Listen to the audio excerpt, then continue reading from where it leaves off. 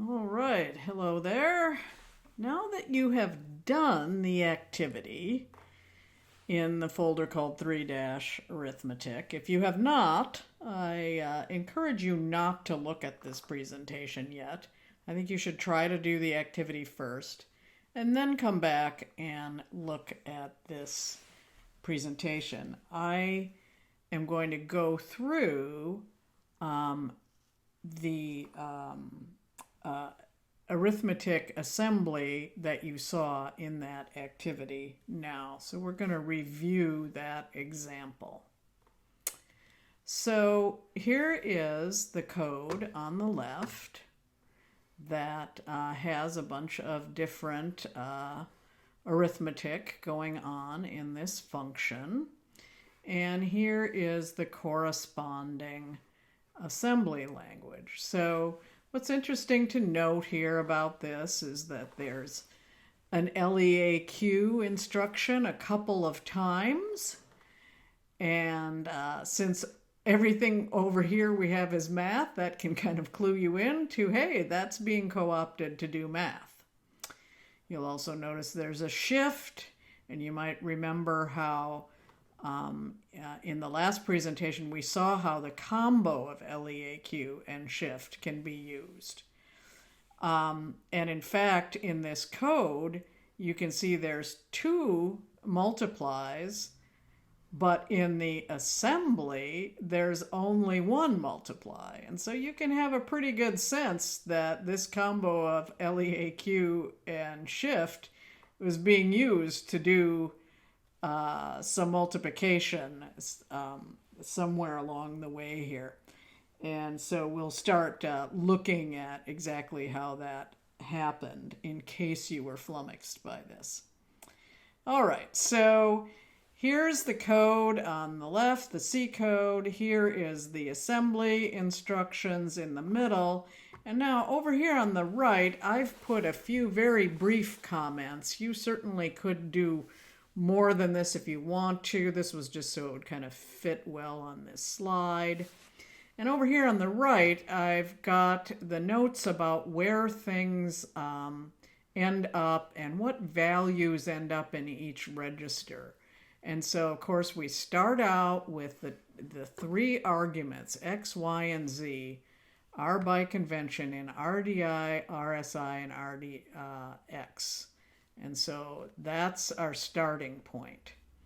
And then here in the first line of assembly, we can see that both RDI and RSI are being used. So we know this is X and Y. And remember, LEAQ is using an addressing mechanism here as the source. And so it's actually doing a little bit of math here. It's taking X plus Y and it's putting it into RAX. So if you're confused by this, remember to go back and look at the memory addressing computation. And then in this, and so RAX now holds T1 because you see X plus Y is over here. And here we've done X plus Y, and so that's in RAX now. And so T1 is in RAX at this point in time. And so that's why I've put this comment over here. Now, the next instruction here is taking what's in RDX, which we know is argument Z, so this is now what's in Z, and adding it to T1. Well, that happens to line up with this instruction here, or this line of code in C. Okay, so now T2 is in RAX. This reuse of RAX happens a lot, and reuse of register names happens a lot because there aren't that many of them. So you'll see that again in other examples. Now, the next line here is taking RSI, which still contains argument Y. It's taking, and this is doing another one of these memory computation. So this is going to be 2 times RSI plus RSI. That's the same thing as 3 times RSI, and y is in RSI. Well, there's no 3 times y anywhere in here, right? But you remember from the last presentation, this LEAQ plus a shift was able to take care of doing a particular mathematical calculation, right? So that's the same thing that's going on here. So we're taking 3 times y, which we placed in RDX, and now we're shifting it by 4. That's the same thing as multiplying by 2 to the 4th. 2 to the 4th is 16. 16 times 3 is 48. Voila, we've got finally y times 48 using 2 instructions here. So T4 now is in RDX after doing these 2 instructions. Now, the next one is kind of interesting because what happened to T3? We just skipped right over that, right? So you will now notice that this happens. The order of the C code does not necessarily always match the order of the assembly. The compiler will switch things up on us. So now it's like, well, what happened to our computation of T3? Well, let's look at this next statement here and see if we can figure out what's happening. So RDX has T4 in it right now. And then what we're doing is we're taking RDX plus what's in, and that's T4, plus what's in RDI. That's still X, right? And then we're adding 4. So we're taking T4 plus X plus 4. Aha! That bit right there, X plus 4, matches this. So now this whole thing matches taking T3, X plus 4, plus T4, which is in RDX over here. And that now is in RCX. So T5 is now in RCX.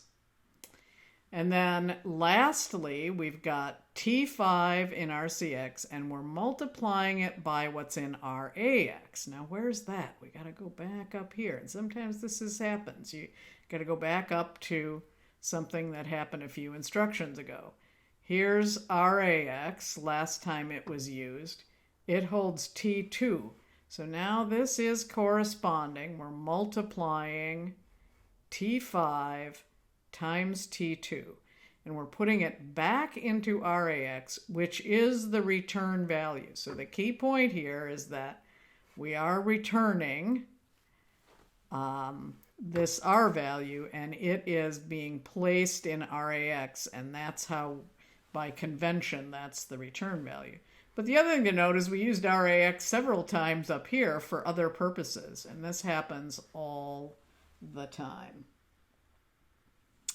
All right, so now let's look if you did manage to change this and make a new function that used integers as input instead of longs, so used ints instead of longs, the code, the assembly code then looks like this. And so what we have here is instead of the Q, we're using L. Here, the compiler went with L because now everything is ints all the way along here, and it's returning an int, okay? Now, if you didn't have it return an int, your code probably looked different, okay? So here I've had it be ints all the way along. And then, so what that means then is that this L is indicating that these values are 4 bytes, right? Well, this for 4 bytes is an L, and we've been seeing a Q a lot when they're longs, It could have been a W if we were working with shorts, and that was the original word length in x8616. Okay, and then it could have been a byte if we were working with chars even. So that will vary, that last letter in these instructions, depending on what you happen to be doing. Now, here are all the various register names again. And one of the questions to ask is, well, how many bytes do we need for a pointer or an address in memory? We want to remember that the answer to this is 8. Okay, and so in some cases, even though we know we're working with integers, some things are going to be using the 8-byte registers. So let's have a look at that. These 8-byte register names do show up in this code. And that's because we might be using pointers instead. Or we might be doing address arithmetic. And so let's look at this example to see that. So here we use the L because what's going into the destinations over here are 4 bytes. And so all these different operations are going to use L because the destination is 4 bytes. But then you see that the 8-byte names are used here, and that's always going to be the case when you're doing this register address. You're doing this address calculation. It assumes these need to be pointers. So that's why here and here with the LEAL instructions, and this one down here also, we're still going to have the 8 bytes register names there because we're co-opting LEAL and it thinks these should be addresses. And so that's why these are ours, but the actual destinations now for the values are the 4-byte register names instead. Okay, so all these destinations are the 4-byte register names. So why does the compiler decide to do that? Why not just leave everything as Q? This is x86-64 after all. Why don't we just make them all Qs and be done with it? Well, here's the real reason.